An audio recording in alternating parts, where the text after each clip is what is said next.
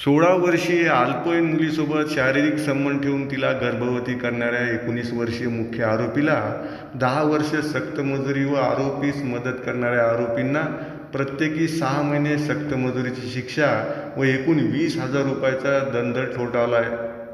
मुख्य आरोपी नितीन दत्तू पोटदुखे असं आरोपीचं नाव आहे. विशेष जालना जिल्हा व सत्र न्यायालयाने शिक्षा सुनावली. नितीन पोटदुखे यास कलम 376(2) भांडवी व कलम 4 व 8 बाल लैंगिक अत्याचार संरक्षण कायद्यानुसार गुन्हा सिद्ध झाल्यामुळे 10 वर्ष सक्त मजुरी व 10,000 रुपये दंड व दंड न भरल्यास 1 महिना सक्त कारावासाची शिक्षा ठोठावली. तसेच आरोपी शिवाजी विश्वनाथ कालबिले 29 वर्ष व बाली उर्फ किरण शिवाजी कालबिले 25 वर्ष यांना कलम 363 34 भादवी अन्वये 6 महिने सक्त मजुरी व 5,000 रुपये दंड व दंड न भरल्यास 1 महिना सक्त कारावास अशी शिक्षा दिली. या प्रकरणात पीडितेच्या आईने पोलिसात तक्रार दाखल केल्यानंतर पोलिसांनी तपास सुरू केला आहे. तपासादरम्यान पीडितेचा जबाब, साक्षीदारांचे जबाब तसेच वैद्यकीय अहवाल यासह महत्त्वाचे पुरावे न्यायालयासमोर सादर करण्यात आले. सरकारी पक्षातर्फे एकूण 8 साक्षीदार तपासण्यात आले. पीडित मुलीची साक्ष आणि वैद्यकीय अहवाल हे प्रकरणात महत्त्वाचे पुरावे ठरले. सरकार पक्षातर्फे विशेष सरकारी अभियोक्ता वर्षा लक्ष्मीकांत मुकीम यांनी प्रभावीपणे बाजू मांडली. त्यांच्या युक्तिवादानंतर न्यायालयाने आरोपीविरुद्धचे आरोप सिद्ध झाल्याचं न्याय करत शिक्षा सुनावली.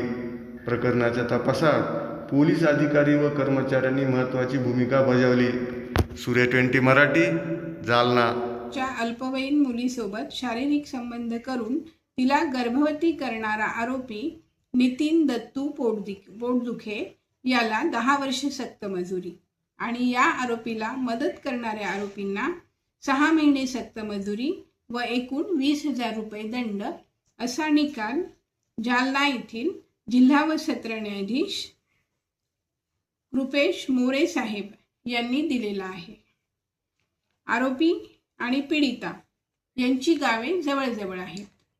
आरोपीच्या छोटा हत्ती या वाहनामध्ये पीडिता मजुरीसाठी जात होती. या काळामध्ये फिर्याद देण्याच्या 8 महिने आधीपासून आरोपीने तिच्यासोबत शेतात नेऊन शारीरिक संबंध केले. त्यामुळे पीडितेला गर्भधारणा झाली.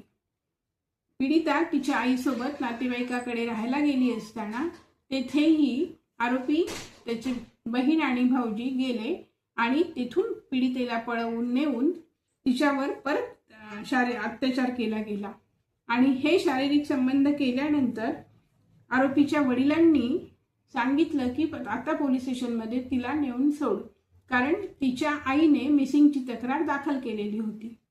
आणि त्यावरून पीडितेला पोलीस स्टेशनमध्ये आणल्यानंतर आरोपी विरुद्ध पोक्सो कायदा 3478 आणि 376 भादवी या कायद्याप्रमाणे गुन्हा दाखल करण्यात आला.